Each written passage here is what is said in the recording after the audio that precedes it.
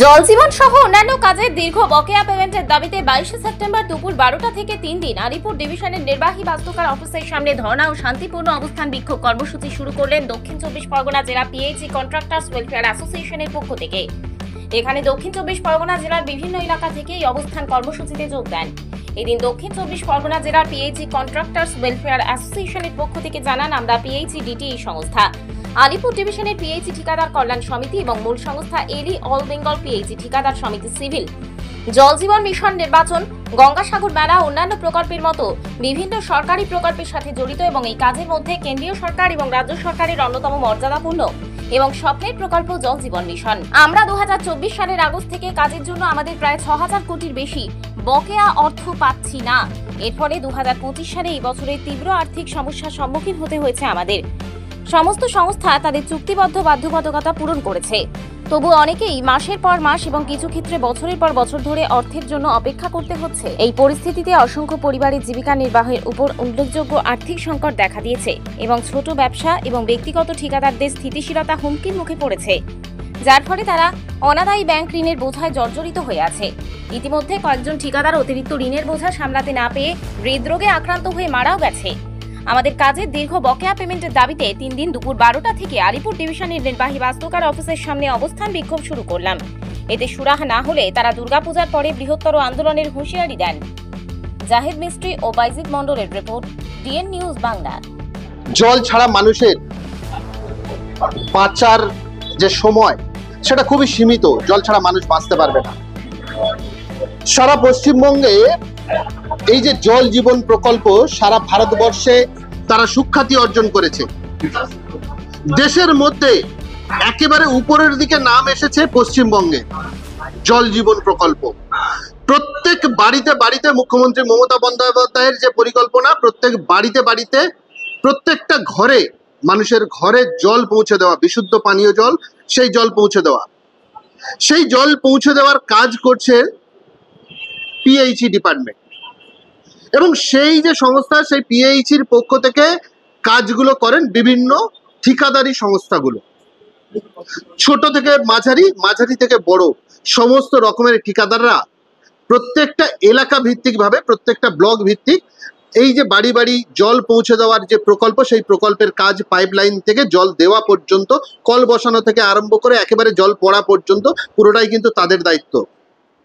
তারা একেবারে দক্ষিণ 24 পরগনার আলিপুর থেকে আরম্ভ করে গঙ্গাসাগর পর্যন্ত সমস্ত জায়গায় বাড়ি বাড়ি তারা জল পৌঁছে দিচ্ছেন, থেমে নেই।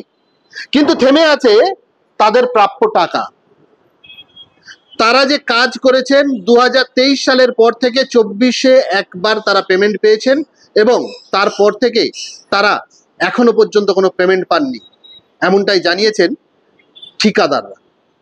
এই মুহূর্তে আমি আছি দক্ষিণ 24 পরগনার আলিপুরে, যেটা দক্ষিণ 24 পরগনার পিএইচির সব থেকে বড় ডিভিশন।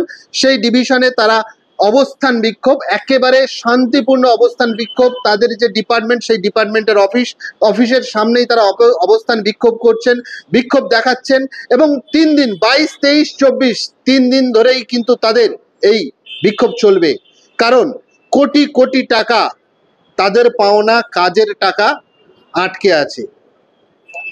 রাজ্য সরকার কেন্দ্রীয় সরকারের মধ্যে তো একটা কসলাকসলি আছেই। রাজ্য সরকার বলছে তাদের যে পাওনা টাকা, সেই টাকার থেকেও বেশি টাকা তারা দিয়ে দিয়েছেন। কেন্দ্রীয় সরকারও বলছেন তারা টাকা পাঠিয়েছেন। তাহলে বাকি কিভাবে? কেনই বা বাকি? 2024 সালে টাকা পেয়েছেন, আজকে 25-এর শেষ হতে চললো। দুর্গাপূজাতে যখন সারা বাংলা আনন্দে উৎসবে উত্তাল হয়েছেন, উদ্দীপনায় ভরে উঠেছে, আনন্দ মুখর হয়ে উঠেছে, তাদের পরিবারে কিন্তু এখনো পর্যন্ত কারোরই বা জামা কাপড় তারা ঠিক মতো কিনতে পারেননি।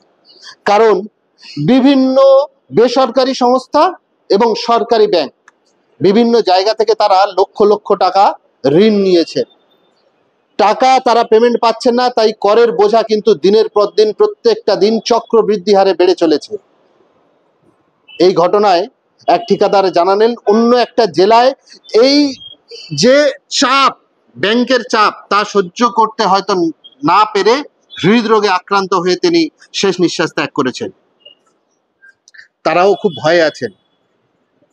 তারা আশায় আছেন অবশ্যই মিলবে সুরাহা। রাজ্য সরকার এবং কেন্দ্রীয় সরকার তাদের এই যে ডাক, এই যে আন্দোলন, এই আন্দোলনে তারা সাড়া দেবেন এবং তাদের প্রাপ্য যে টাকা সেই টাকা তারা পাবেন।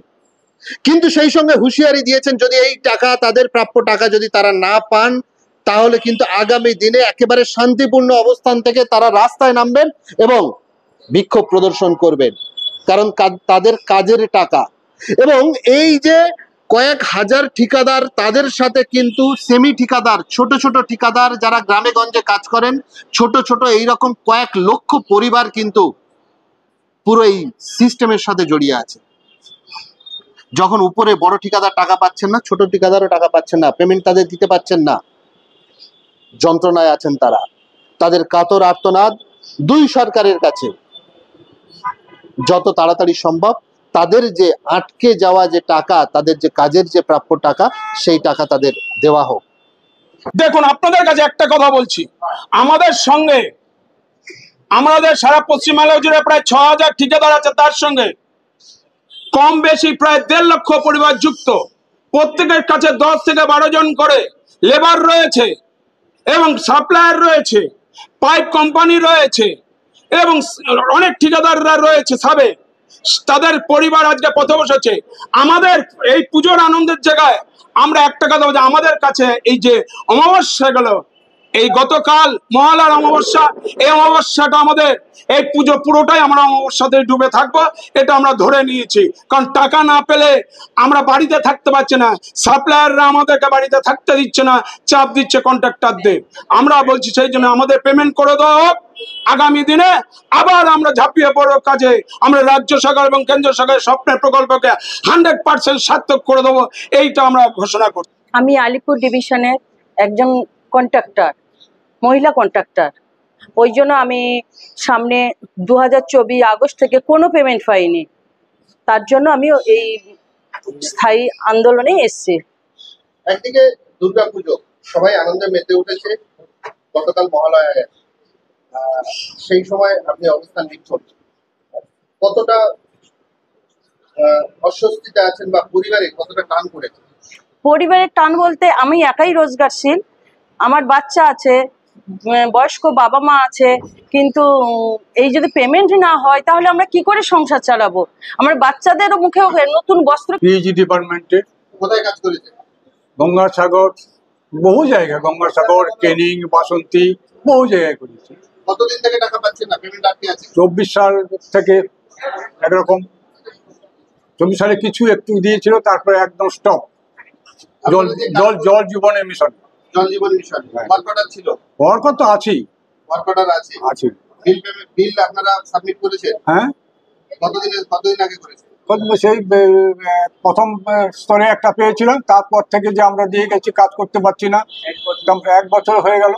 1 বছর আপনারা কোনো টাকা পাচ্ছি না, ব্যাংকের ইন্টারেস্ট দিয়ে যাচ্ছি। পুজোর মুখে কেন এই আন্দোলন?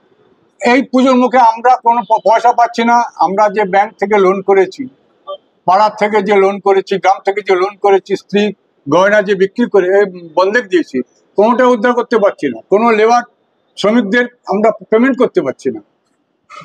পুজোর আনন্দ, পুজোর কেনাকাটা, আনন্দ সব চলে গেছে, সব জলে চলে গেছে। আমরাও চলে গেছি, আমার লেবারও চলে গেছে, সকলেই চলে গেছে। এখন অফিসে আমাদের ওয়ার্কার দিয়েছেন এক্সিকিউটিভ ইঞ্জিনিয়ার ছাড়া তো আমরা কথা বলতে পারছি না। তো ওনাকে ঘেরাও করেছি, ওনার কাছে ধন্যবাদ দিয়েছি, আপনি ওয়ার্কার দিয়েছেন, আপনি পেমেন্ট দেন, আপনি কাজ করে নিয়েছেন। টাকা যদি না থাকে তা আপনার টেন্ডার করলেন কেন, আমাদের ওয়ার্কার দিলেন কেন, বা কাজ করালেন কেন?